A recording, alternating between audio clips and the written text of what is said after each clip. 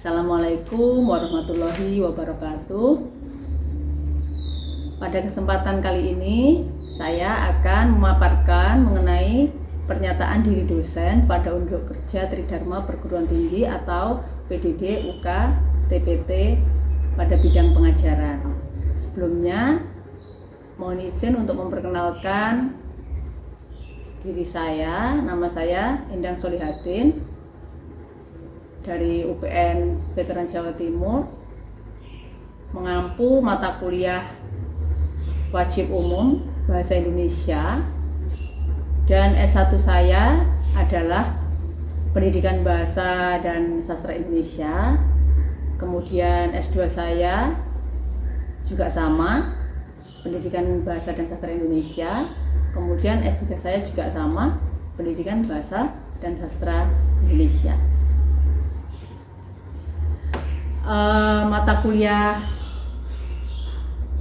umum di Universitas Pembangunan Nasional Veteran Jawa Timur terkait dengan bahasa Indonesia, kita melakukan perkuliahan secara blended learning, ya. Jadi kalau daring kita melakukannya via Zoom meeting atau Google Meet seperti itu. Kemudian juga kalau secara luring, ya, kita melakukannya di gedung kuliah bersama. Jadi mahasiswanya itu terdiri dari berbagai macam prodi, ya, yang itu termasuk di dalam satu kelas. Jadi satu kelas itu terdiri dari mahasiswa dari macam-macam prodi dan juga bermacam-macam fakultas tentunya, seperti itu. Kemudian rata-rata itu satu kelas terdiri dari 25 mahasiswa, ada yang 30, ada yang 40 mahasiswa, seperti itu. Kebetulan untuk semester genap ini saya mengampu 8 kelas MKU Bahasa Indonesia. Pada hari Senin saya mengajar 2 kelas, Selasa saya mengajar 2 kelas, kemudian Rabu 2 kelas, dan Kamis 2 kelas. Karena kami masih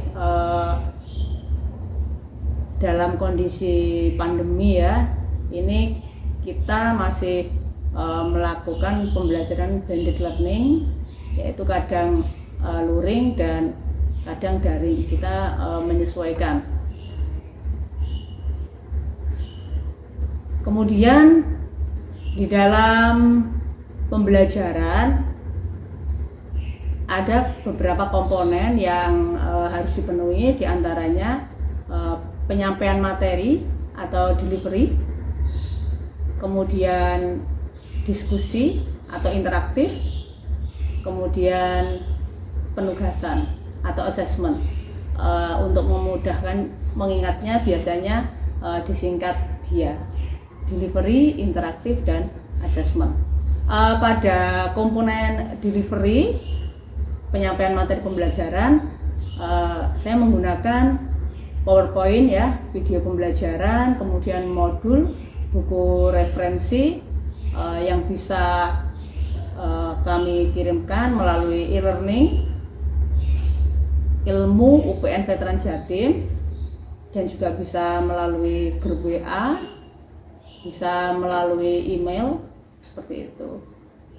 Kemudian untuk forum diskusi interaktif, ya, komponen interaktif, pada saat pembelajaran daring kita menggunakan Zoom atau Google Meet, dan kalau untuk diskusi secara teks kita bisa menggunakan WA group, dan kalau pembelajaran luring kita menggunakan diskusi via tatap muka langsung. Untuk komponen asesmen atau penugasan, bisa kita menggunakan e-learning Ilmu UPN, masih sama, ya, via Google Classroom ataupun WA group. Jadi itu akan memudahkan pengumpulan tugas mahasiswa dan juga dosen di dalam mengoreksi. Berikutnya untuk deskripsi mata kuliah umum bahasa Indonesia itu membahas beberapa hal, diantaranya yang pertama sejarah, fungsi dan kedudukan bahasa Indonesia, yang kedua ragam bahasa, yang ketiga penggunaan panduan umum ejaan baku bahasa Indonesia atau POEBI, selanjutnya yang keempat kalimat efektif, yang kelima penyuntingan kalimat, yang keenam pengembangan paragraf, yang ketujuh kutipan dan daftar pustaka, yang kedelapan penyusunan kerangka karya tulis ilmiah, yang kesembilan penyusunan karya tulis ilmiah, dan yang kesepuluh adalah presentasi karya tulis ilmiah. Berikutnya kemampuan yang diharapkan pada MKU Bahasa Indonesia ini, yaitu setelah mengikuti pembelajaran ini, mahasiswa mampu menerapkan pemakaian bahasa Indonesia yang baik dan benar, baik dalam komunikasi lisan maupun tulis berdasarkan kaidah dan etika ilmiah. Selanjutnya, materi pembelajaran. Pada pertemuan pertama dan kedua, kita membahas mengenai sejarah bahasa Indonesia. Bahasa Indonesia sebagai bahasa nasional, bahasa Indonesia sebagai bahasa negara, terkait dengan fungsi, sejarah, fungsi dan kedudukan bahasa Indonesia seperti yang saya sampaikan di depan tadi. Itu kami lakukan pada pertemuan 1 dan 2. Dan tentunya di dalamnya kita awali dengan kontrak pembelajaran yang juga kami sampaikan RPS untuk kami bagikan ke mahasiswa. Kemudian untuk pertemuan ketiga kami akan membahas terkait ragam bahasa. Ragam bahasa itu ada ragam bahasa formal, non formal, seperti itu. Nanti akan dibahas jenis-jenisnya, dan nanti akan proses pengalaman pembelajarannya tentunya mahasiswa ada tugas pengayaan. Setiap pertemuan pasti ada tugas atau penugasan kepada mahasiswa untuk pendalaman materi berupa tugas pengayaan itu. Kemudian untuk pertemuan keempat kita akan membahas ejaan baku atau POEBI tadi. Lalu yang kelima kalimat efektif. Pertemuan keenam penyuntingan kalimat. Yang pertemuan ketujuh itu pengembangan paragraf. Jadi mahasiswa nanti akan belajar bagaimana menyusun kalimat efektif, menyunting kalimat, dan juga mengembangkannya dalam bentuk paragraf. Lalu pertemuan ke-8 kita ada UTS. Setelahnya pertemuan ke-9 itu kita akan membahas kutipan dan daftar pustaka, bagaimana mahasiswa itu bisa mengutip dengan baik, ya, mensitasi dengan baik dan memparafrasa dengan baik sehingga bisa terhindar dari plagiarisme. Nah, itu penting sekali. Selanjutnya untuk pertemuan ke-10 mahasiswa mulai kita arahkan untuk menyusun kerangka karya tulis ilmiah. Jadi masih perwajahannya dulu, masih kerangkanya dulu pada pertemuan ke-10. Lalu pada pertemuan ke-11 dan 12 ini mahasiswa mulai menyusun karya tulis ilmiah itu, ya, mulai dari judul, kemudian kata pengantar, abstrak, pendahuluan, kajian teori, metode penelitian, lalu pembahasan, kesimpulan dan daftar pustaka, yang tentunya ini akan disusun berdasarkan bidang keilmuan atau jurusan mahasiswa tersebut. Berikutnya pertemuan ke-13 dan 15 ini akan dilakukan presentasi ilmiah oleh mahasiswa. Dan untuk pertemuan ke-16 yaitu UAS. Sistem model perkuliahan atau pembelajaran. Nah, pada bagian ini kita menggunakan sistem pembelajaran blended learning ya, dengan konsep hybrid. Tadi sudah saya singgung di depan bahwa kita menggunakan blended learning dengan konsep hybrid, jadi menggunakan infrastruktur digital yang memadai ya, banyak sekali fasilitas-fasilitas digital karena kita kondisinya masih pandemi juga. Untuk melaksanakan daring, kita ada fasilitas digital seperti Zoom, Google Meet, Google Classroom, kemudian e-learning ilmu UPN Veteran Jatim, kemudian grup WA. Nah, itu sangat efektif sekali dan sangat membantu sekali.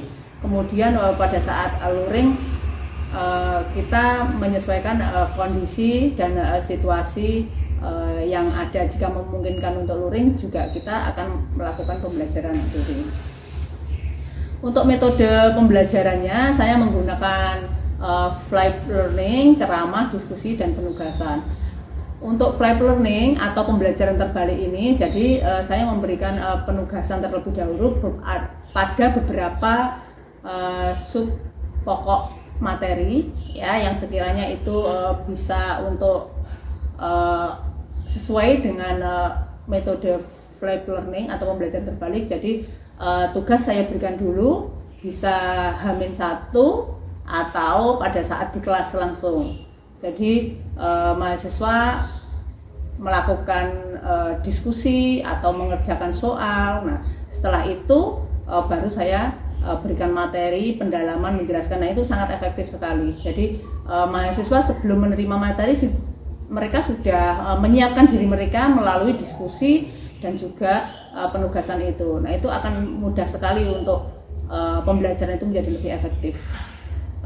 Berikutnya untuk ceramah dan diskusi. Nah, ini kalau daring seperti tadi ya, kita gunakan fasilitas Zoom, Google Meet, dan untuk penugasan kita langsung bisa mengumpulkannya via Google Classroom ya, atau ilmu UPN Jatim.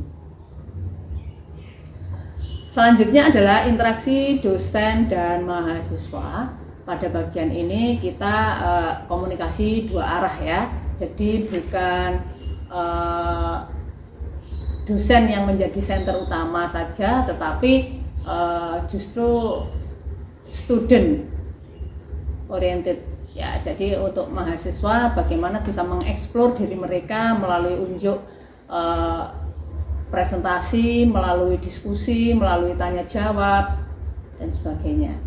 Untuk diskusi tanya jawab ya, kita secara daring bisa melalui Zoom, Google Meet, dan secara luring kita bisa langsung menggunakan tatap muka di kelas. Kemudian berikutnya adalah sistem dan penilaian. Pada MKU Bahasa Indonesia UPN Veteran Jatim, sistem dan penilaiannya yaitu ada bobot yang perlu diketahui mahasiswa untuk menjadi rambu-rambu syarat agar bisa meraih nilai maksimal dan lulus dengan hasil terbaik dalam memprogram MKU Bahasa Indonesia ini, yaitu perlu diketahui pada tugas, baik itu penugasan setiap pertemuan dan juga karya tulis ilmiah yang disusun, kemudian presentasi karya tulis ilmiah itu tadi, itu memiliki bobot cukup besar 45%. Sementara UTS ada bobotnya 25% dan UAS 30%. Nah, itu diharapkan mahasiswa bisa maksimal di dalam mendapatkan persentase penilaian ini sehingga mahasiswa lulus dengan baik. Itu tadi tentang pemaparan yang bisa saya sampaikan. Kemudian akan saya tampilkan rekaman proses pembelajaran pada saat luring di kelas ya di gedung kuliah bersama UPN Veteran Jawa Timur. Berikut bisa disimak rekaman proses pembelajarannya. Selamat siang semuanya. Assalamualaikum warahmatullahi wabarakatuh. Waalaikumsalam warahmatullahi wabarakatuh.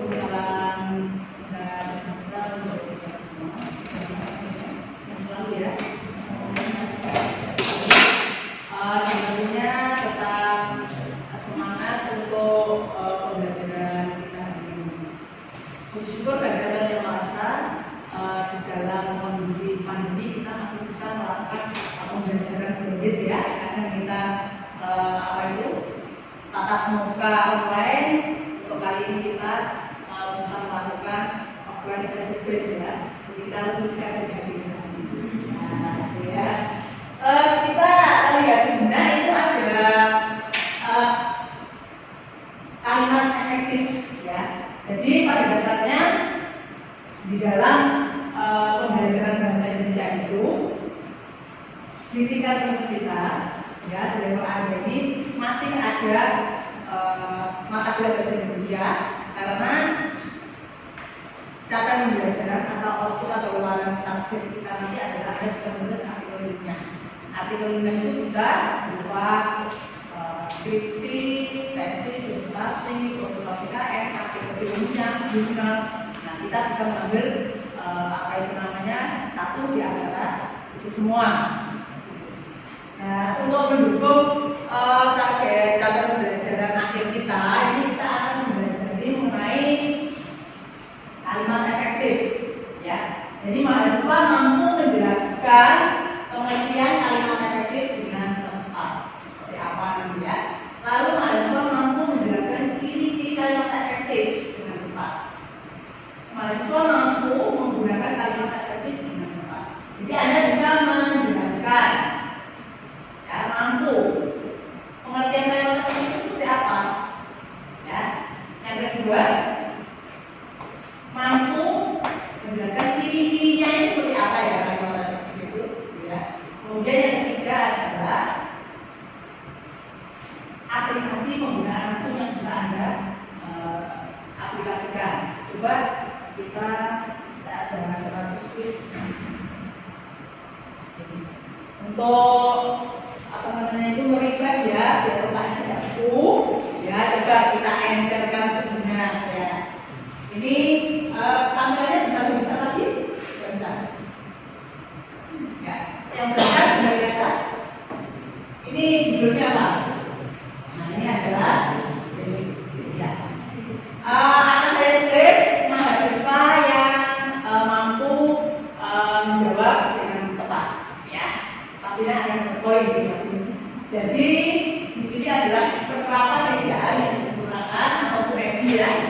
Kemarin saya sudah membagi panduan umum, pedoman umum bahasa Indonesia, bahasa Indonesia. Ya, nah, ini jawaban B jika itu benar dan S kalau salah. Atau cukup Anda angkat tangan dan menjawab benar atau salah. Kalau salah yang benar seperti apa? Ya, kita mulai. Ayo Mbak dibuka. Saya acak ini ya. Dulu. Nomor 6 yang bisa angkat tangan. Nomor 6. Silakan. Ya Mas. Benar. Yang lainnya? Salah. Yang benar apa? Angkat tangan. Ya. Apa? Kurang keras. Yang kontak. Ya, terus sekali tepuk tangan.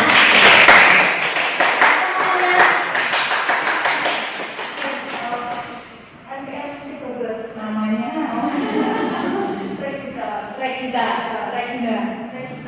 Regina. Oke. Regina. Oke ya. Lanjut ke bawah. Ya. Nomor 7.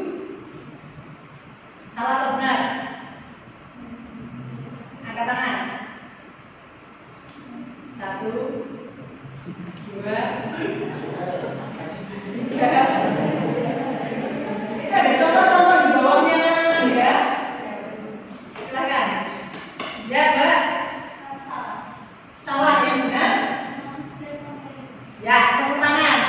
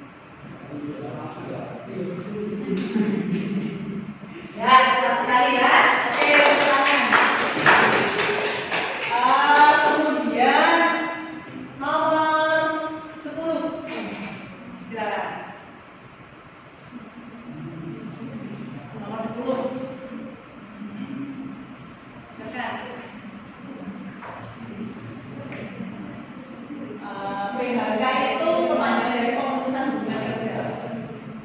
Silakan. Ya, Mbak. Yang benar Harusnya ini itu digabung sama pemutusan. Nah, kalau misalkan yang di PHK yang disingkat itu kayak distribusi gitu loh. Soalnya kalau misalnya dia dipisah sama pada ini itu biasanya menunjukkan tempat. Oke, betul sekali, tepuk tangan ya. Jadi ada kata stepnya itu ya. Gimana sebuah kalimat itu bisa disebut efektif? Intinya efektif itu bagaimana? Kalimat efektif maka tidak mengabaikan unsur-unsur ini. Unsur itu apa saja? Yang pertama kesepadanan, yang kedua kesejajaran, yang ketiga ketegasan, yang keempat kehebatan, yang kelima kelogisan, dan keenam kecermatan, serta yang ketujuh yaitu kevariasian. Kita bahas satu persatu.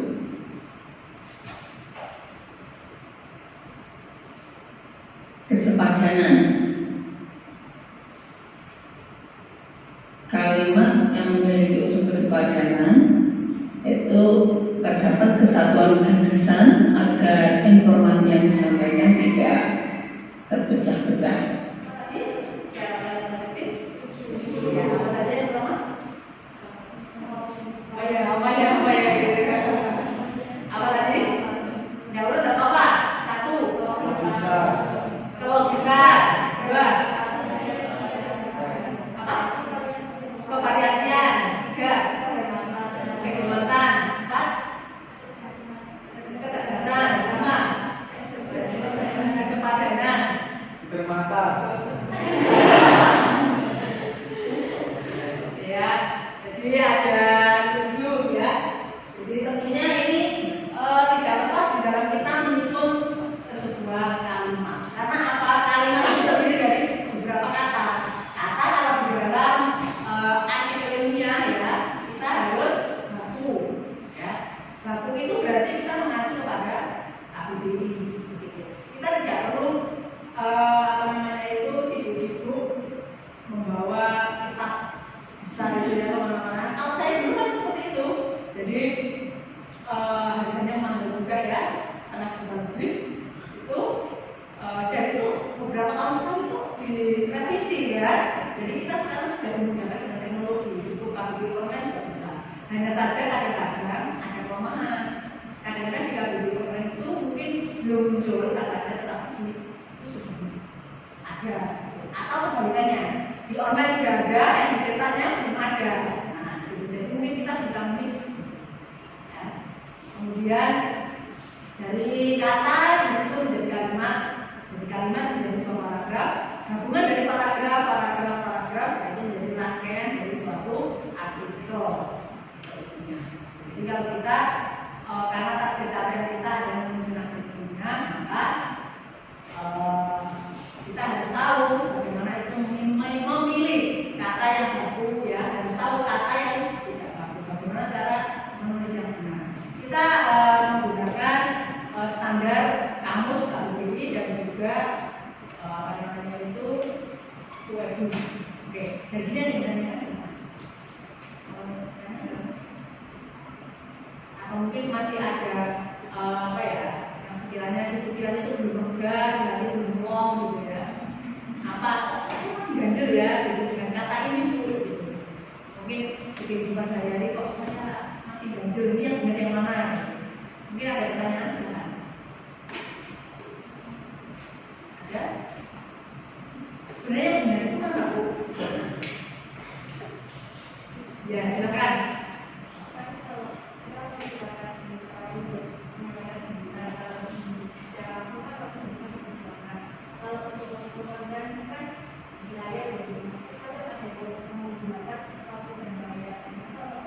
Waktu dan layar. Oh, apakah efektif? Waktu dan layar kamu persilakan. Itu muncul di mana itu perkuliahan? Iya, pernah